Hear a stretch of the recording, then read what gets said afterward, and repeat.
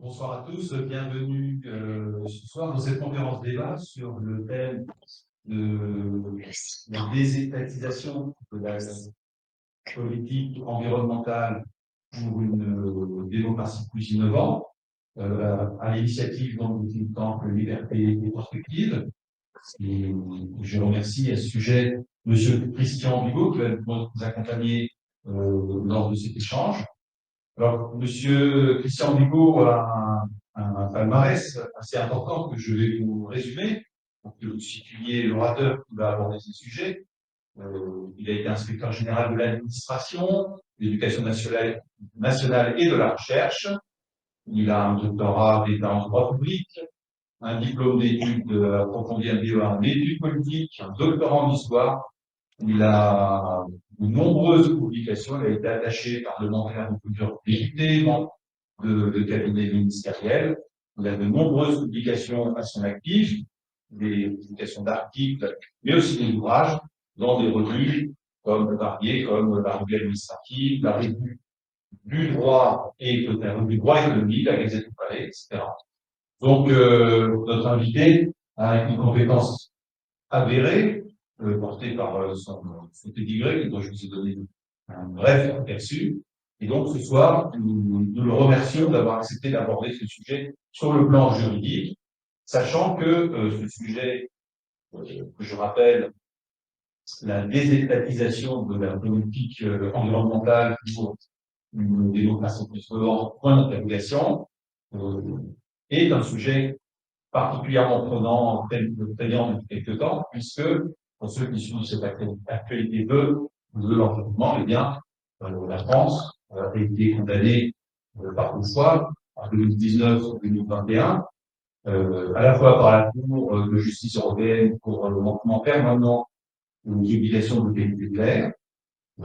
Ce passage, d'ailleurs, renvoie à une autre problématique qui est mise en avant par la Cour de justice européenne, qui sont l'évaluation d'environ 48 000 morts par an due à ces effets de surpollution. Et donc, condamné une amende de plusieurs dizaines de millions d'euros. Et symétriquement, en France, le Conseil d'État a aussi condamné la France, enfin l'État, pardon, à payer une amende de plusieurs dizaines de millions d'euros pour les fois, toujours pour la même raison, manquement permanent aux obligations de qualité de l'air. Alors cette fois-ci, par exemple, le Conseil d'État, en Ile-de-France, de façon constante depuis 12 ans, et en Guadeloupe, de façon constante depuis 14 ans. Donc, il ne s'agit pas d'un loupé, il ne s'agit pas d'un oubli, il ne s'agit pas d'un problème technique, comme beaucoup pourraient utiliser cette excuse, en quelque sorte, mais bien soit, au pire, d'une volonté délibérée, si vous ne croyez croire, mais probablement d'une négligence ou d'une méconnaissance de ce sujet-là. On peut entendre, lire, parler. Alors, avant de donner la parole à M. Rigaud, quelques éléments. D'abord, pour rappeler en une phrase que l'empreinte carbone des Français, pour une part, la même chose que l'émission des gaz à effet de serre. On entend très souvent dire que la France émet moins de 1% des gaz à effet de serre. Donc, ça nous dit pourquoi se préoccuper de ces sujets, vu que d'autres pays, bien moins vertueux que nous, font peut-être pas des efforts que nous pourrions consentir sur cette problématique. Mais il faut savoir deux choses. D'abord, l'empreinte carbone est quelque chose qui est beaucoup plus conséquent en termes d'impact, même pour les Français, pour un pays qui baisse dans 20% de gaz et d'émissions de gaz à effet de serre, pour une simple raison qui est que l'empreinte carbone intègre le coût carbone de l'import, du transport, de notre consommation. Et si vous rapportez le tonnage de l'émission des gaz à effet de serre à la population, c'est par individu, eh bien, nous sommes 20e mondial, juste avant l'Inde. Donc, il faut bien avoir en tête ces deux éléments. Évidemment, l'argument de moins de 1% est suivant le monde d'avant, mais néanmoins, l'autre existe aussi. Et là, nous ne sommes pas en tête du tout, même pas dans le top 10, puisque nous sommes 20e. Et donc, on pourrait se poser la question de savoir si tout cela n'est pas dû à un défaut de prise en compte de cet enjeu, ou un problème d'exécution, ou un cocktail de raisons qui ferait que le bilan, notre entre guillemets performance environnementale en la matière n'est pas si bonne. Mais en réalité, en se penchant sur le sujet plus profondément, il apparaît de façon assez évidente qu'il y a d'autres problématiques à résoudre, nombre de ceux-ci étant afférentes en fait au poids des règles, décrets et règlements en tout genre qui empêchent, dans une large mesure, de développer des initiatives en matière environnementale à grande échelle. Et Monsieur Christian Rigaud, qui est à ma gauche, donc, a gentiment accepté de jeter un œil juridique sur ces sujets, abordant de façon générale la place de l'État sur ces sujets, puis ensuite de façon plus précise, avec un exemple d'actualité qui sera celui de la loi Climat et Résilience, votée en 2021, donc très récente, touchant tout ce qui est afférent au logement, au locatif. Et donc, merci, M. Bigot, de votre présence, et je vous donne la parole sans plus attendre. Merci, donc je vais essayer de présenter ce sujet de la désétatisation de la politique environnementale pour une démocratie innovante. D'abord, la désétatisation, qu'est-ce que c'est? C'est enlever une des prérogatives à l'État dans le domaine de la politique environnementale. Alors, quand on parle de désétatisation, en général, on parle soit de dénationalisation, soit de privatisation. L'idée de désétatiser, cela veut dire que vous voulez réduire le rôle de l'État dans cette politique. Néanmoins, comme beaucoup de domaines de droit depuis maintenant 30 ou 40 ans, il y a une difficulté, il y en a plusieurs, c'est les partages de pouvoir, d'une part avec l'Europe, car il y a beaucoup de traités et beaucoup de directives qui portent sur le domaine de la politique environnementale, sans compter les condamnations de la Cour de justice de l'Union européenne, partage aussi avec les collectivités territoriales. Pourquoi? Parce que les collectivités territoriales sont associées à cette politique-là. On verra tout à l'heure quand on en parlera, notamment dans le contrat de plan. Et enfin, dernier partage, c'est là un partage effectivement très idéal, partage avec les citoyens. Parce qu'au final, ce sont les citoyens qui sont concernés. Deuxième difficulté, après le partage, de savoir qui fait quoi, c'est les contestations de cette politique, comme d'ailleurs plusieurs autres, du domaine de compétence de l'État. Parce que très souvent, voire trop souvent, il y a des renforcements dans les préconisations, plus ou moins obligatoires. Qu'est-ce que ça veut dire? Ça veut dire que l'État change d'avis. Ce qui est autorisé devient interdit, ce qui est interdit devient autorisé. Quelques domaines, le premier que vous habiterez probablement en mémoire, dans le domaine de la santé, les masques. Il y en avait, il n'y en avait plus, il fallait plus. Bref, ça dépendait du moment et ça dépendait de qui s'exprime. Deuxième exemple, toujours dans le domaine de la santé, les vaccins. C'était obligatoire, ça l'était. Donc, il y a des revirements qui fait que cette politique n'est pas lisible et, par voie de conséquence, n'est pas toujours comprise. Et la légitimité de celle-ci est même parfois diastrique, diamétralement remise en cause. Alors, les contestations, je disais, dans le domaine de l'environnement, pour montrer les revirements, les préconisations qui sont plus ou moins obligatoires, imposées par l'État. Alors, dans le domaine de l'environnement, ça concerne le diesel, tantôt recommandé, puis décommandé. Le nucléaire, tantôt c'était la bonne énergie, François Hollande avec les Verts, il faut arrêter, et quelques mois avant les élections présidentielles, retour au nucléaire et construction de nouveaux équipements dans le domaine-là. Enfin, l'énergie éolienne, qui est drastiquement contestée, notamment dans France, pour le citer tous les exemples. Voilà ce qu'on appelle la désétatisation. La désétatisation, cela veut dire qu'on enlève la compétence à l'État pour l'attribuer à d'autres acteurs. Démocratie innovante, c'est une démocratie qui adopte de nouvelles procédures de libération d'autres décisions. Ce serait donc un nouveau processus qui s'appliquerait à un domaine particulier de l'action publique. Alors, dans la réalité, dans ce domaine-là, dans la politique environnementale, deux variantes. Première variante, un monopole absolu de l'État sur celle-ci. Ça veut dire que l'État énonce la politique, la met en œuvre et la contrôle. C'est par exemple le cas des États communistes. L'individu n'existe pas, il n'a pas de droit, et c'est l'État qui définit la totalité de la politique à mettre en œuvre. Le meilleur exemple que vous avez pu connaître à ce sujet-là, sans connaître vraiment le monde soviétique, c'est lorsqu'il y a eu la centrale ukrainienne de Tchernobyl et tous les problèmes que ça a causé.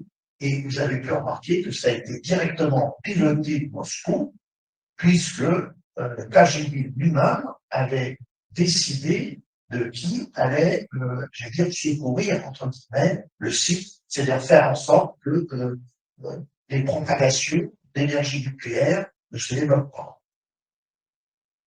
Ensuite, deuxième variante, toujours là où il y a le monopole de l'État, les États socialistes. Les États socialistes, ou même sociodémocrates, c'est une forte intervention de l'État. L'État est celui qui définit l'intérêt général et il définit les moyens d'atteindre.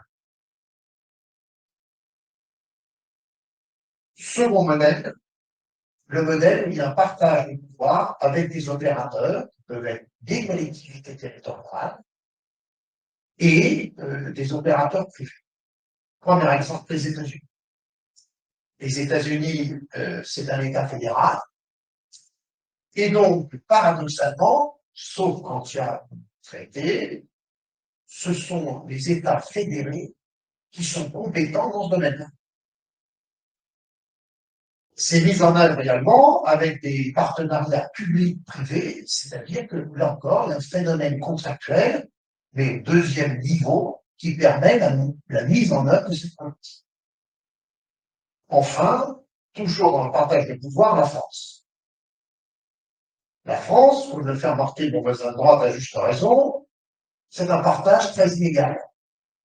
C'est-à-dire que c'est l'État qui fixe les grandes lignes. Mais il est obligé, pour obtenir une mise en œuvre, de recourir à d'autres moyens juridiques pour associer les autres personnes morales ou physiques concernées. Alors, quels sont ces interlocuteurs? Les collectivités territoriales. Les collectivités territoriales sont associées et elles le sont par un système contractuel. L'exemple type, ce sont les contrats de plan. Les contrats de plan sont négociés entre les régions et l'État, et le représentant de l'État, c'est-à-dire le préfet, doit intégrer dans ces contrats de plan la mise en œuvre de la politique nationale telle qu'elle a été décidée, soit en vertu de traité, soit en vertu de loi. Enfin, dernier interlocuteur, avant les citoyens, l'Union européenne. L'Union européenne a développé une législation sur ce domaine-là et, d'une manière plus importante encore, elle a créé des fonds européens. Et sur ces fonds européens, chaque État a un droit de tirage. Sauf que pour accéder à ce fonds européen, en principe, on ne passe pas par le truchement des États, c'est-à-dire l'administration européenne est destinatrice des demandes des acteurs français, des collectivités territoriales, et c'est directement l'Union européenne qui attribue à ceux qui l'ont demandé, et dans le cadre de la limite, naturellement, fixée au fond pour chaque État, elle attribue les crédits et les aides. Oui. Oui, je voudrais faire une petite parenthèse pour illustrer le propos, en particulier celui de la place de l'État sur ces sujets. J'évoquais en introduction l'amende de 10 millions d'euros du Conseil d'État, que le Conseil d'État a infligé à l'État. Et ce qui est intéressant, c'est de savoir, peu de gens le savent probablement, que sont devenus ces 10 millions d'euros. Et c'est tout à fait singulier, vous allez l'entendre, sur 10 millions d'euros, j'ai les chiffres pour moi, 3,3 millions sont allés à l'ADEME, c'est-à-dire une agence de l'État, 2,5 millions sont allés au CEREMA, le Centre d'études et d'expertise sur les risques environnementaux, la mobilité et l'aménagement, c'est-à-dire un autre satellite de l'État, 2 millions d'euros à l'Agence nationale de sécurité sanitaire de l'alimentation et de l'environnement du travail, l'ANSEA, 1 million d'euros à l'Institut national de l'environnement industriel et des risques, INERIS. En gros, ce que cela implique, c'est qu'on est dans un système en boucle fermée. C'est-à-dire ceux-là même qui ne font pas le travail, qui nous amènent à une condamnation, se retrouvent récompensés par la distribution des amendes mises à la charge des contribuables. Donc ça vous donne quand même une mesure objective, au-delà des dogmes, des croyances, des orientations politiques, de la nature du paysage que nous avons en face de nous. Voilà. Je redonne la parole à la question. Ça sert à rien que l'État, que le Conseil d'État fait finalement l'État.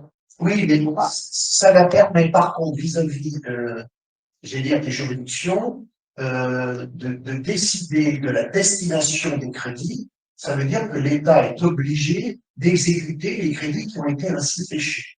Tandis qu'autrement, quand vous restez dans le cadre d'une loi de finances, même quand vous votez au mois de décembre un certain nombre de crédits, il n'est pas dit qu'ils ne subiront pas en cours d'année une annulation qui est parfaitement possible en vertu des pouvoirs qui sont donnés au gouvernement. C'est-à-dire que le Parlement ne donne qu'une autorisation de dépenses. Et ils n'ont pas une obligation. C'est-à-dire que le pouvoir peut très bien décider de ne pas créditer les différents acteurs d'un domaine, et donc il peut très bien décider de faire une réserve financière en ne procédant pas à la dépense. Avec ces décisions-là, c'est une affectation automatique. Donc, ça veut dire que pour la juridiction, ça renforce les administrations et les organismes qui concourent à la mise en œuvre de cette politique-là. Qui est sanctionné. Ben, ça veut dire que quand ils vont faire ça une dizaine d'années, compte tenu des finances qui auront été ainsi fléchées, ben, on peut penser que les résultats seront connus. Et c'est ce qui s'appelle un état de droit, mais c'est tordre un petit peu la main aux autorités internes pour arriver au résultat que, visiblement, on n'avait pas envie d'atteindre cette vitesse-là, en vertu du fait qu'il est possible qu'elle avait d'autres priorités budgétaires, j'entends, que celle-ci. Alors, toujours en ce qui concerne la France, la politique de l'environnement, elle prend deux formes essentiellement. On ne sait pas des ratifications, signatures de traités. Elle prend la forme de plan. Plan vélo, plan climat, dans différents domaines de la politique ministérielle relative à l'environnement, puisque c'est une politique interministérielle, les ministres font des plans. Alors, les plans, c'est généralement des mesures réglementaires et des mesures incitatives, c'est-à-dire que des crédits sont affectés à une action et une opération de com qui dit pour éviter qu'il y ait de la corruption, on vous donne tant si vous ramenez votre vieille bagnole et on les changera contre un vélo. C'est un peu la montant aujourd'hui. C'est l'inverse de la Chine. Donc, c'est le premier instrument, le plan. Deuxième instrument, les lois. Alors, les lois, il y en a un certain nombre depuis une quinzaine d'années. Et je vais vous donner deux exemples qui vont vous permettre de comprendre comment ces lois-là, d'ailleurs, centralisent les citoyens sur ce domaine-là. Premier outil créé par les lois, qui en a trois, qui sont succédés pour ça, le DPE, c'est-à-dire le diagnostic de performance énergétique. On a commencé par le rendre facultatif. Et c'était un diagnostic qui comprenait à l'origine peu de domaines. progressivement, les domaines concernés par ce DPE se sont drastiquement accrus, on verra tout à l'heure. Et, deuxième élément à connaître, le facultatif, il est devenu obligatoire. Ça vous montre comment, progressivement, on passe du facultatif à l'obligatoire, de façon, j'allais dire très souvent, à casser les contestations des citoyens.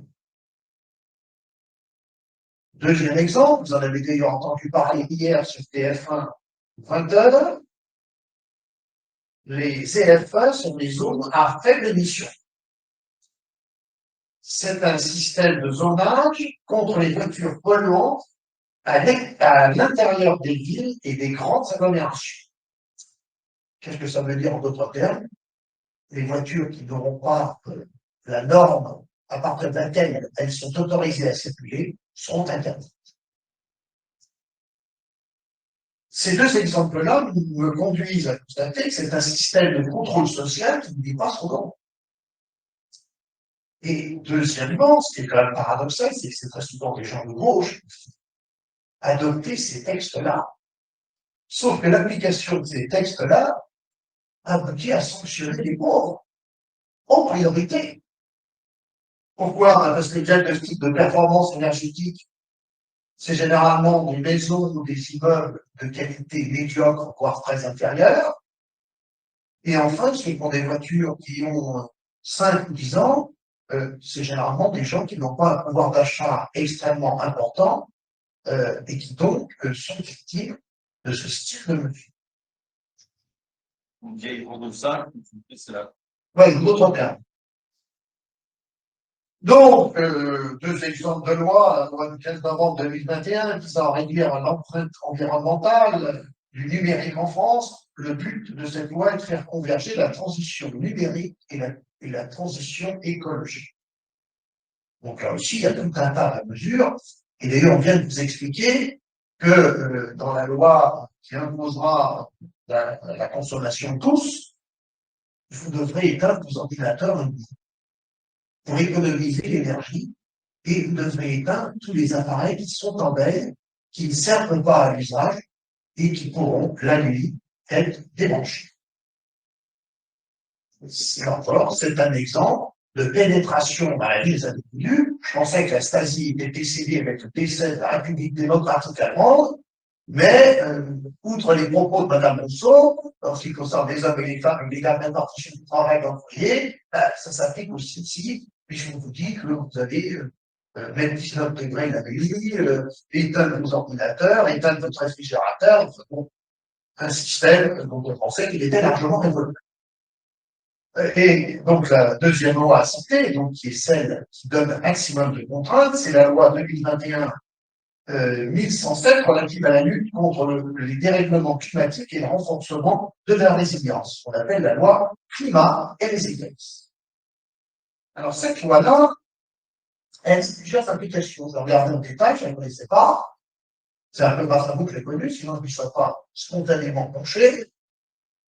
Et effectivement, il est indiqué que du 24 août, les loyers des biens les plus énergivores, classés F et G, ne devront pas être augmentés. Alors, une explication, le DPE classe les biens de la lettre A, qui sont les mieux, à la lettre G, qui sont les pires, c'est-à-dire les plus énergétiques.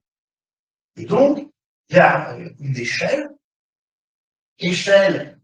qui indiquera la liberté que vous avez de louer ou de vendre. Vous en parlerez dans quelques minutes. Donc, ce système-là va aboutir à des biens qui seront inlevables et plus graves, et il va aboutir à des biens qui sont difficilement vendables. Sauf si vous acceptez de faire les travaux sur les murs et les plafonds qui rendront, j'allais dire, l'appartement conforme à la réglementation et à l'échelle des autorisations qui sont données par ce texte.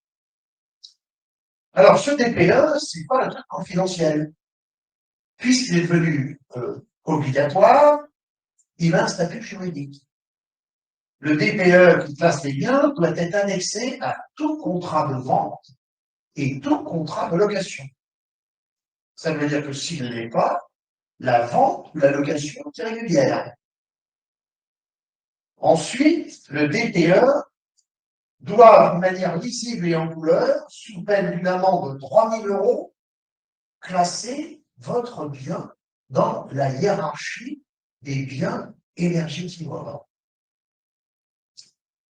Alors, là aussi, je me suis penché sur un peu l'application de ce truc-là. Le législateur était extrêmement pressé. C'est si vrai que des correctifs, j'allais dire au contenu du DPE, ont été apportés par deux arrêtés. Tout d'abord, un arrêté du 31 mars 2021 qui disait que le DPE devait entrer en vigueur le 1er juillet 2021. Mais comme les moyens techniques ne permettaient pas la mise en œuvre de ce DPE, puisque les moyens permettant de mesurer, j'allais dire, la qualité budgétivore ou non des logements, un texte réglementaire nouveau est arrivé, qui est un arrêté du 8 octobre 2021, qui a modifié l'arrêté du 31 mars et qui a notamment repoussé sa mise en œuvre au 24 septembre 2021. Alors, pour le moment, personne ne sait d'ailleurs au moment des 22. 2022. Oui, 2022, pardon. Donc, ça pour vous montrer que la technique législative, je vais dire, laisse beaucoup à désirer. Alors, le DPE a été porté, mais là encore, en difficulté, la loi climat a créé 3 calendriers parallèles, mais qui ne coïncident pas. Vous avez le calendrier sur l'interdiction de la location, vous avez le calendrier de la mise en place des plans pluriannuels de travaux en copropriété, et vous avez, il ne faut pas l'oublier, l'établissement des DPE collectifs des immeubles. Que je vous ai parlé du DPE individuel qui concerne votre logement. Mais à ce DPE individuel s'ajoute un DPE collectif pour les parties communes. S'ajoute aussi l'audit énergétique. Là aussi, un rapport a été décrété le 11 août 2022. C'est un audit qui devait être obligatoire dans la vente d'un bien et qui devait être obligatoire à partir du 1er septembre 2022 et qui ne le sera que le 1er avril 2023. Alors, la question, pourquoi j'ai posé la question? Eh bien, parce que le logiciel de mesure, tout simplement, n'était pas prêt. Eh bien, cette histoire-là, ce système de contrôle, j'allais dire, des immeubles et des appartements, conduit à constater qu'il y a entre 7 et 8 millions de logements qualifiés par la loi de logements indécents. Alors, qu'est-ce que c'est que le logement indécent? Vous avez dû le savoir, puisque les syndics de copropriété ont envoyé à chacun des copropriétaires une petite fiche, d'ailleurs très bien faite, et qui montre d'ailleurs la complexité de la chose, puisque les différentes dates de mise en application des interdictions, c'est-à-dire le classement des logements, par exemple, à compter du 1er janvier 2025, les logements classés G deviennent indécents, 1er janvier 2028, les logements classés R deviennent indécents, 1er janvier 2034, classé E devient indécent. Alors, qu'est-ce que c'est qu'un logement indécent? Alors, je vous dis, c'est directement adressé aux citoyens.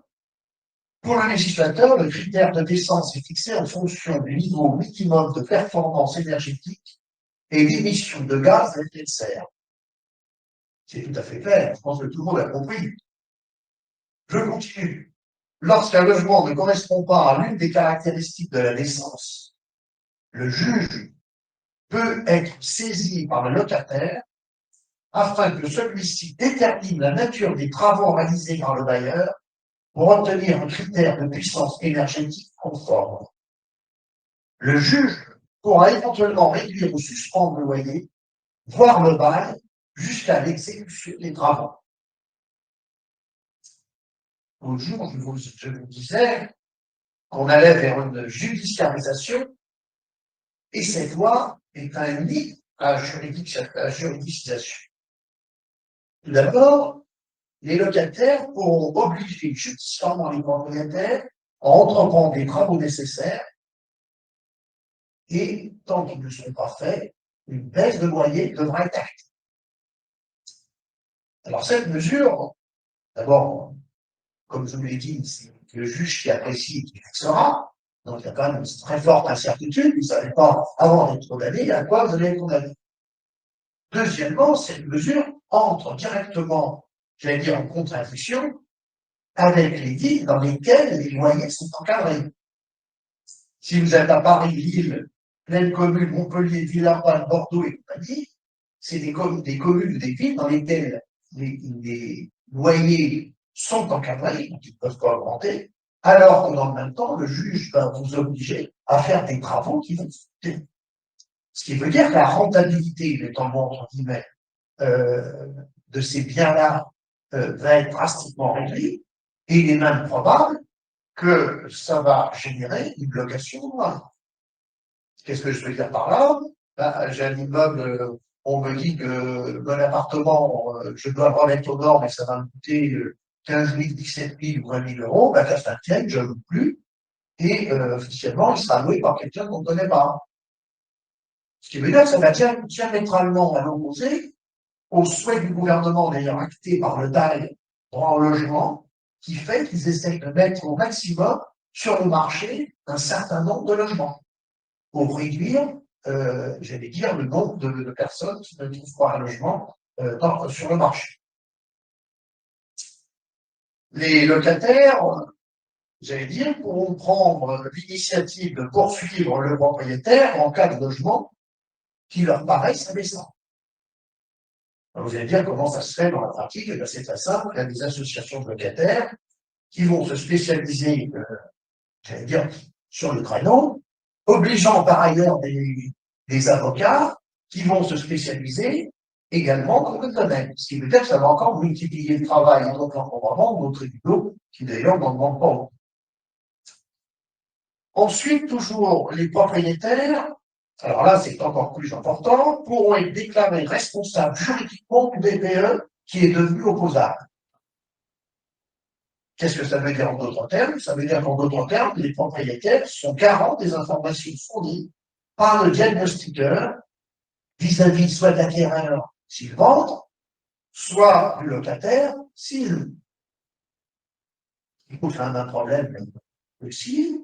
Les diagnostiqueurs qui auront déposé le bilan fait que les propriétaires qui voudraient se retourner contre les diagnostiqueurs qui ont commis une erreur ou une insuffisance dans le DPE, eh bien, ne pourront pas le faire. Ce qui veut dire à terme, dans les pratiques qu'on connaît bien, il est clair que l'État créera un fonds pour indemniser cette situation quand le tiers n'existera plus. C'est-à-dire qu'on ne pourra pas poursuivre le diagnostiqueur pour un diagnostic irrégulier, en faute, insuffisant ou ne comportant pas tous les éléments qu'il doit comporter. Donc, cette loi qui concerne, je vais peut-être vous dire un certain nombre de choses, parce que c'est une loi extrêmement vaste. Tout d'abord, elle a plus de 305 articles, donc c'est quand même un monument. Elle souhaite faire entrer l'écologie dans la vie des Français, je pense que vous l'avez compris. Et le site du ministère indique qu'il s'agit de la loi écologie du quinquennat. Je n'ai pas besoin de vous faire un dessin, là aussi, compte tenu de ce que je ne viens pas devant la caméra. Largement compris. Alors, qu'est-ce que dit le site du ministère? Des logements mieux isolés, gel du loyer des passoires énergétiques, Je ne sais pas comment. l'interdiction de mettre en location des logements mal isolés, des villes moins polluées, création de zones laissant les voitures les plus polluantes à l'extérieur des centres-villes dans les grandes agglomérations. fin des ventes de véhicules émettant plus de 95, je ne connais pas le cycle, mais enfin, ça veut dire que, voilà, on parle de CO2. Moins d'avions, interdiction des vols domestiques en cas d'alternative en train de moins de 2h30. Il va venir à l'aéroport, Oui, eh ben, il n'y a pas que ça, hein. Je continue. Menu végétarien quotidien. Les cantines devront servir un menu végétarien au moins une fois par semaine. Concernant toujours l'éducation, rôle fondamental de l'éducation au développement durable au primaire, au lycée. Une publicité mieux encadrée, c'était la fin de la publicité pour les énergies fossiles notamment. Moins d'emballage dans la vie des Français. Ça veut dire qu'un cinquième des surfaces des magasins de plus de 400 mètres carrés devront être dédiés au vrac. Au vrac, c'est-à-dire quelque chose que vous prenez sans être emballé, pour être plus clair. Donc, vous voyez, c'est une loi, j'allais dire, extrêmement large, et c'est une loi qui, ceux qui connaissent les régimes communistes, leur rappelle ce qu'on appelait l'homme nouveau. Les régimes communistes essayaient de sculpter l'homme conforme à l'idéologie du régime. Eh bien, cette loi, dans un régime pourtant démocratique, s'apparente beaucoup, soit à la pratique de la RDA pour les contrôles, ça me rappelle la Stasi, avec des moyens d'ailleurs qui sont quasi identiques, moi les écoute, mais moins ce que je sais jusqu'à la fin. Et c'est une loi qui se conforme à une idéologie où, quand même, il y avait 150 personnes qui ont rédigé cette loi, qui étaient des gens qui étaient tirés au sort, et dont il est clair qu'ils ont subi des recommandations très fortes d'un certain nombre de groupes de passion, dont la politesse qui est la mienne fera que je ne m'y citerai pas. Voilà ce qu'est la politique de l'environnement. Donc, l'État en France, j'allais dire, souhaite être exemplaire dans ce domaine-là.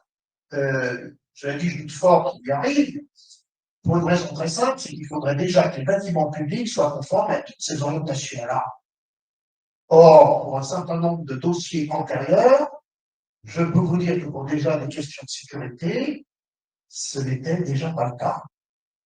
Donc, il y a toute une technique d'affichage, mais effectivement, le danger vient d'un groupe d'écologistes qui saisissent, parce qu'on leur a donné ces compétences-là, un certain nombre d'associations peuvent entamer des actions dans les juridictions, expliquant les condamnations que la France aura et expliquant l'obligation pour l'État, in fine, d'affecter les crédits que le juge voudra bien lui donner dans la condamnation au titre du non-respect des différentes obligations qui sont imposées non seulement aux citoyens, mais à la puissance publique. Voilà ce que je pouvais vous dire sur ce sujet qui est extrêmement difficile. Donc, effectivement, faut-il désétatiser la politique de l'environnement? Ben, je trouve que ce serait déjà beaucoup mieux. Ça permettrait de mettre au niveau des citoyens concernés les obligations auxquelles ils veulent bien consentir. Merci. Merci, Christian. Je crois qu'on peut l'exposer tout à fait complet et éclairant sur beaucoup d'obstacles qui se présentent à nous. Alors, de telle sorte à ce que tout le monde n'aille pas immédiatement prendre un Prozac et se coucher en disant c'est foutu, il n'y a plus rien à faire, peut aborder quand même la question, peut-être en général d'autres, de savoir comment peut-on avancer face à ce mur. Eh bien, donc je vais lancer quelques pistes, tout en posant des questions, et notamment à notre orateur. Au fond, tout ce qui a été relaté a très souvent un point commun, c'est l'aspect incantatoire des choses. Et en France, on écrit beaucoup, beaucoup plus bas, beaucoup de règlements, des chansons du monde, des lois et règlements, à peu près 500 000. Beaucoup sont de l'ordre de l'incantation. Alors pourquoi de l'incantation? Parce qu'en réalité, beaucoup de ces choses-là ne passent jamais, ou très peu, l'épreuve du réel.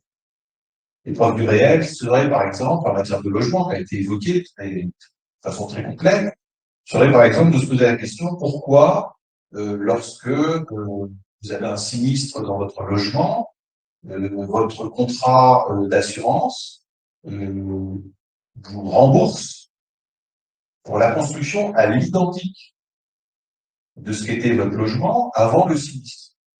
Alors qu'il y a là quelque chose d'intelligent et pas trop difficile à faire et de décentralisé, qui serait par exemple de favoriser à l'occasion d'un sinistre, une inondation, un incendie, l'écroulement de quelque chose, de favoriser justement, d'aider concrètement cette transition vers un logement mieux isolé, de ne pas remplacer des fenêtres simples vitrage qui auraient été brisées par un sinistre quelconque, par les mêmes fenêtres simples vitrage, etc., etc.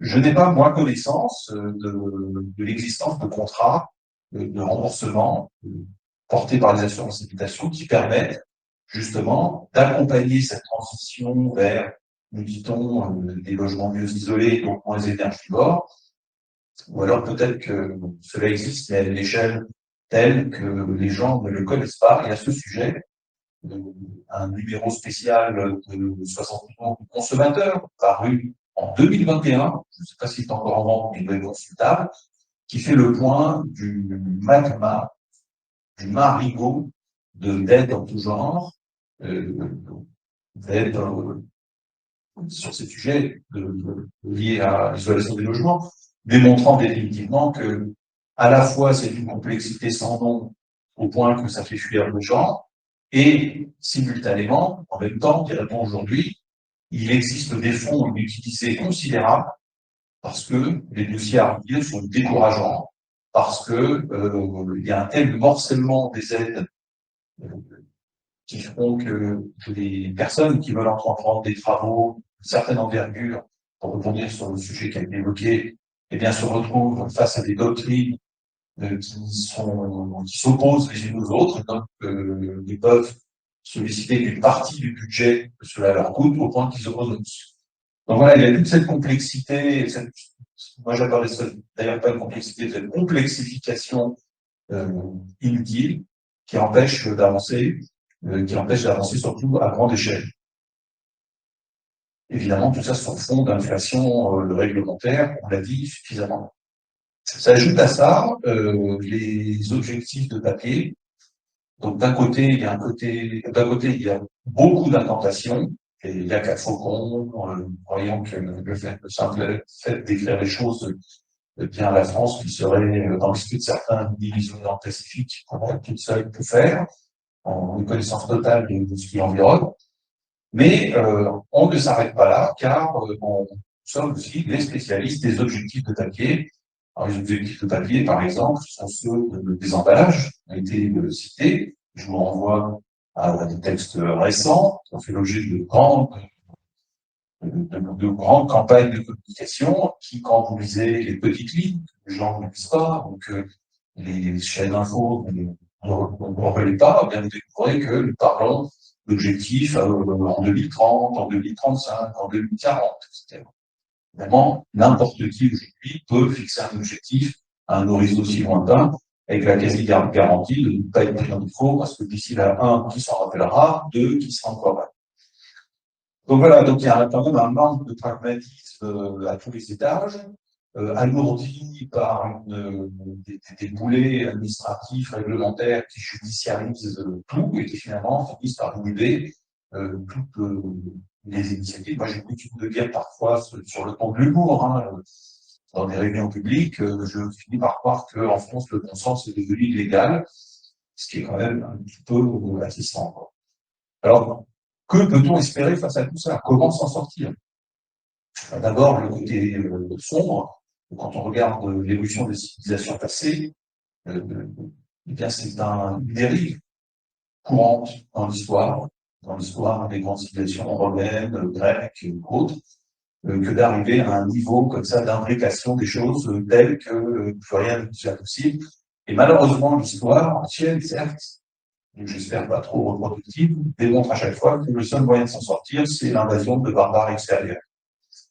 J'espère qu'on n'en arrivera pas là, mais beaucoup en interne, et je dirais, lorsque ils peuvent parler librement, vous disent de l'intérieur même des rouages, que eux-mêmes je ne vois pas comment tout cela peut être simplifié, comment tout cela peut être rendu pragmatique, pour une raison simple, dramatiquement simple, qui est que amener de la simplification produit de la complexité, et donc verrouille les choses encore plus. Donc on est dans une forme d'impasse.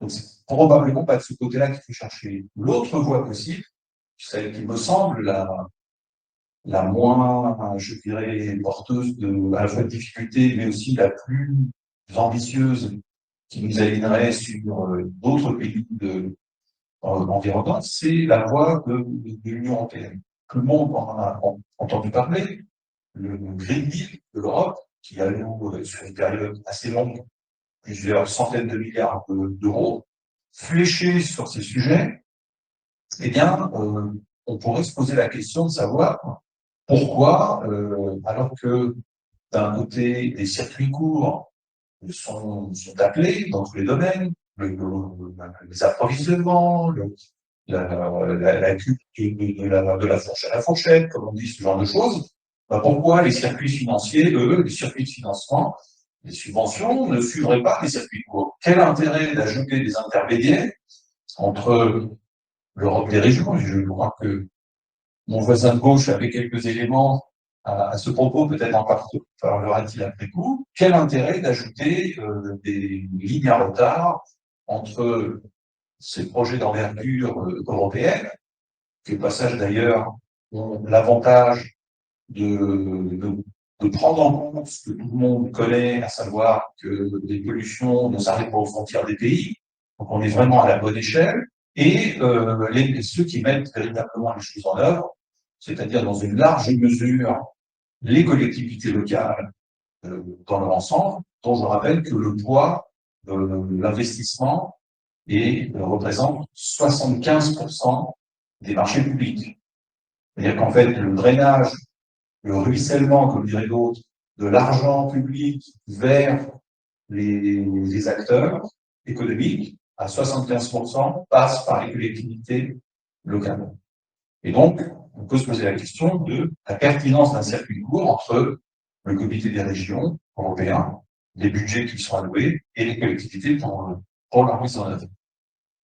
Avec une garantie qui est peut-être une singularité européenne, mais dont on peut, à mon avis, s'inspirer fortement, qui est que dans ces principes mêmes, l'Union européenne applique le principe dit de subsidiarité. Le principe de subsidiarité, c'est quoi? C'est très simple, c'est qu'on peut considérer avec humilité que les questions doivent être résolues au niveau le plus près des utilisateurs concernés. C'est-à-dire, c'est l'antimatière du jacobinisme hyper centralisé qui caractérise malheureusement notre pauvre pays dans l'état dans lequel il est aujourd'hui. Donc, arriverons-nous à cette métamorphose de la chrysalide en papillon? Je ne sais pas, mais il y a là une voie aussi, peut-être d'autres le sont, peut-être des questions sont posées, des suggestions sont faites.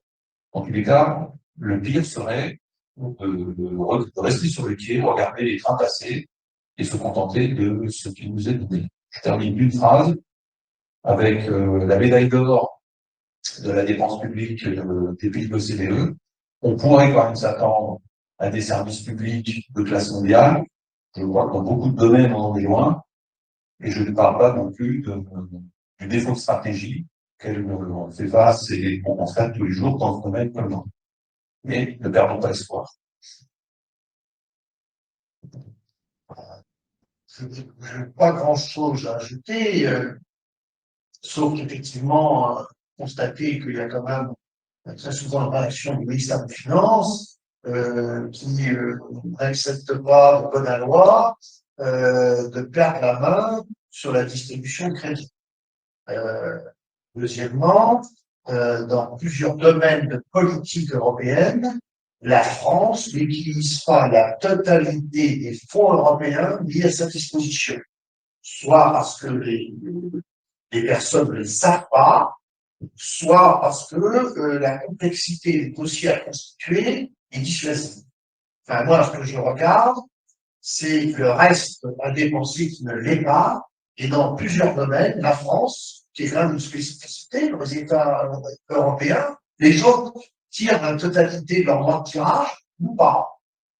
Alors, il y a des raisons qui sont liés à la culture jacobine. Effectivement, le ministère des Finances, je vais dire un peu rétif à diffuser ce genre d'informations, mais en plus, les usagers se tournent principalement vers les administrations nationales pour demander des crédits plutôt que aux institutions européennes.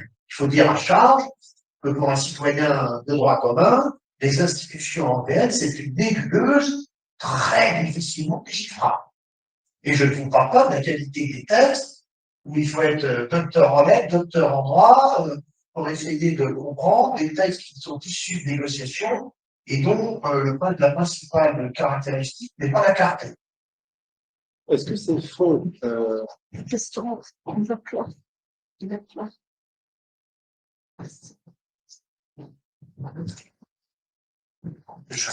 me reste à remercier Lucien Ribot pour son intervention, qui nous a, j'espère, éclairé sur un petit peu plus sur le sujet, sur les enjeux, sur le fait aussi que nous n'avons pas face à une fatalité, qu'il est encore possible de réagir, mais à la condition peut-être, et c'est ce que nous avons essayé de faire ce soir, dans un premier temps, d'identifier les obstacles qui sont face à nous sur ces sujets-là, sans dire que tous les obstacles sont ceux qui ont été évoqués relatifs au poids de l'État et des institutions sur ces sujets-là. Mais on comprend quand même qu'il y a là quelque chose de très prégnant qui ajoute de l'inertie à la nécessité simultanément de faire changer un certain nombre de façons de voir, de mentalités, pas seulement auprès de nos concitoyens, mais également plus globalement dans le système économique qui est le nôtre, donc sur des aspects qui restent à définir et qui nécessitent une certaine agilité, souplesse et rapidité d'action, qui n'est peut-être pas exactement au rendez-vous de nos attentes aujourd'hui. Merci beaucoup, et puis à une prochaine fois. Normalement, le fait en rapport que sur le site internet de Liberté Prospective, les autres événements sont planifiés avec des dates et des thématiques. Merci beaucoup. Alors, on va poursuivre sur des questions qui ne seront pas enregistrées.